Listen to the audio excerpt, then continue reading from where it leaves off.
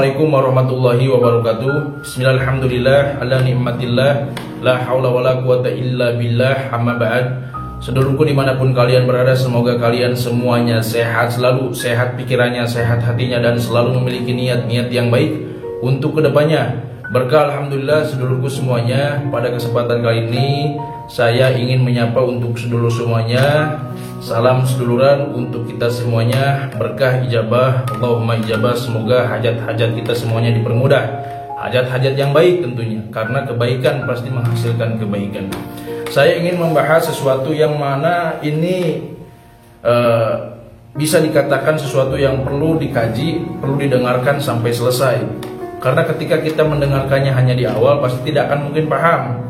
Jadi hal yang akan saya bahas ini sesuatu yang memperbolehkan kita melakukan tindakan kemaksiatan. Mau kemaksiatan apapun, bebas. Bebas. Mau sesuatu yang pernah saya bahas, masalah mengenai onani di video sebelumnya, silakan. Sepuas Anda, sepuas kalian semuanya mau melakukan maksiat apapun, bebas. Ya. Mau melakukan tindakan maksiat apapun, bebas. Asal bisa memenuhi 5 syarat ini. Ya. Saya menukilkan dari kitab At-Tawwabin yang mana di dalamnya ada menceritakan seorang pemuda ya yang meminta nasihat kepada Ibrahim bin Adam. Siapa Ibrahim bin Adam ini? Ya, siapa Ibrahim bin Adam ini? Ibrahim bin Adam ini adalah tokoh ulama sufi yang mana beliau sangat terkenal gitu. Ya, sangat terkenal karena dengan nasihat perkataannya yang sangat tajam. Ini pada abad ke-7 Masehi gitu ya. Ada seorang pemuda yang memang sedang ingin mendapatkan wejangan nasihat dari seorang guru ya, karena dia istilahnya pemuda itu sering melakukan tindakan kemaksiatan. Ya. Istilahnya datang ke Ibrahim bin Adam meminta nasihat. Lantas Ibrahim bin Adam waktu itu memberikan nasihat ya kepada laki-laki itu. Dan istilahnya malah Ibrahim bin Adam bilang, kamu boleh melakukan maksiat semau kamu, bebas semau-maunya, silahkan.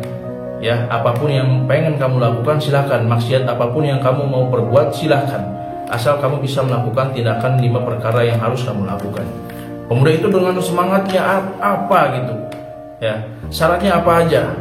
Yang pertama apa gitu, ya. Dan syarat yang pertama itu, ya kata Ibrahim bin Adam, jangan memakan rezekinya. Lantas laki-laki itu kaget. Bukankah dunia dan seisinya itu rezeki darinya gitu. Terus Ibrahim bin Adam menjawab lagi.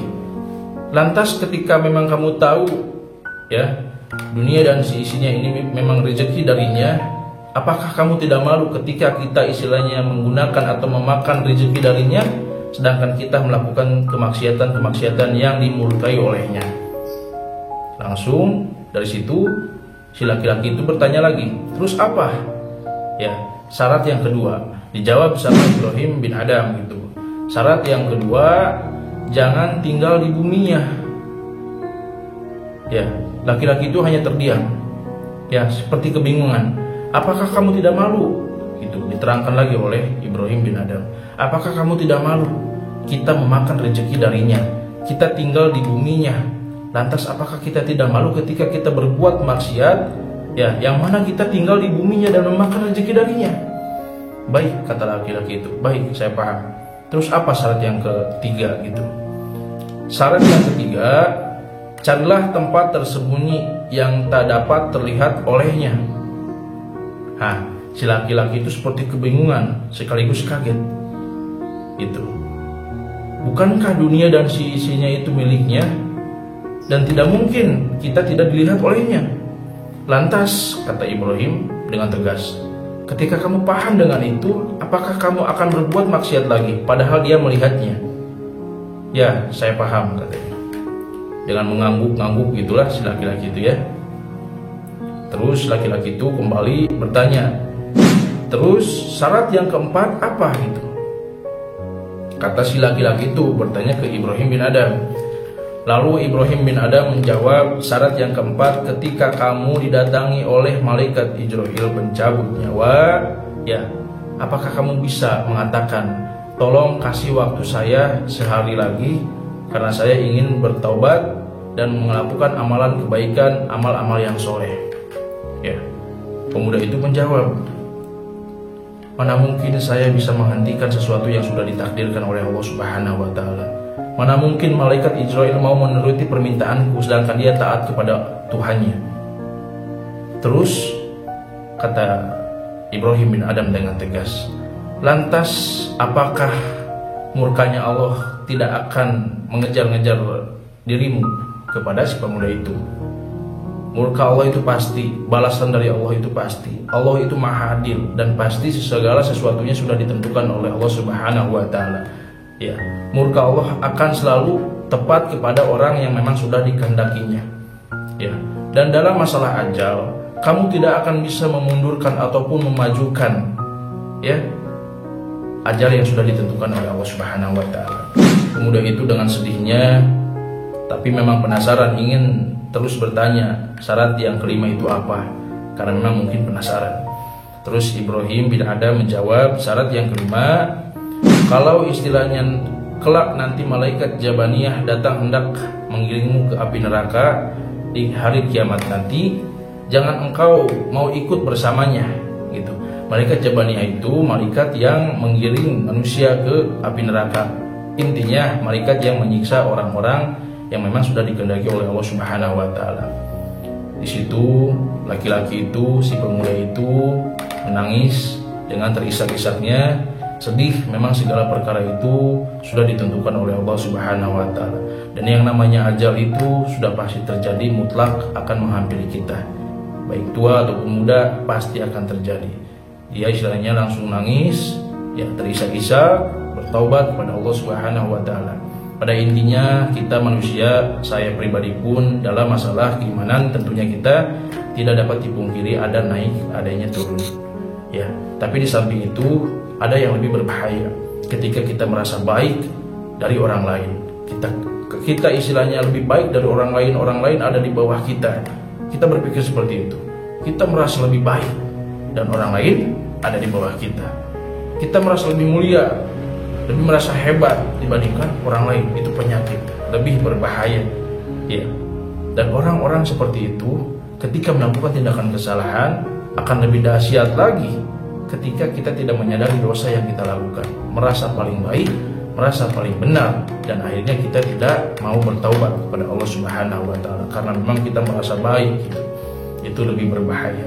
Jadi tugas kita saling mengarahkan dalam hal kebaikan, saling mendoakan dalam hal kebaikan, merevisi diri kita masing-masing, apa yang kurang, apa yang salah, perbaiki ruang lingkup pergaulan kita, cari guru-guru yang baik yang bisa mengarahkan kita.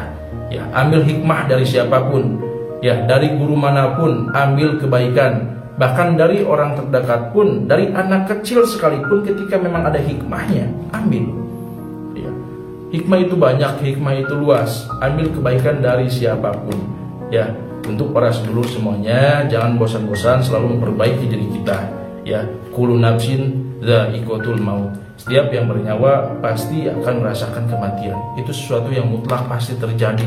Mau tua, mau muda, mau sehat, mau sakit, ya, itu semua sudah ada ketentuannya dan pasti mutlak terjadi. Saya meyakini dan memang sedulur pun pasti sadar meyakini.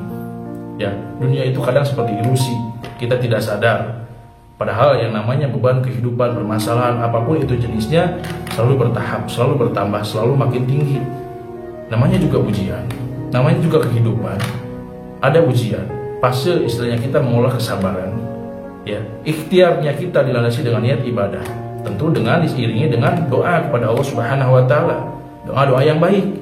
Sisanya apa? Tawakal, berserah diri kepada Allah Subhanahu wa Ta'ala. Karena yang namanya hidup itu ujungnya apa?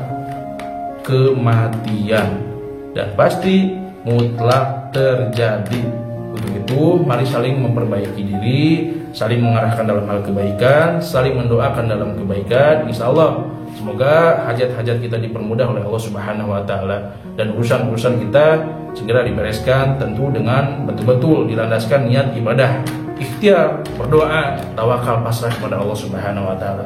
Mungkin hanya itu, semoga ada kebaikan. Tiap yang saya sampaikan, kesalahan yang saya sampaikan, kehilapan yang saya sampaikan itu murni datangnya dari saya pribadi.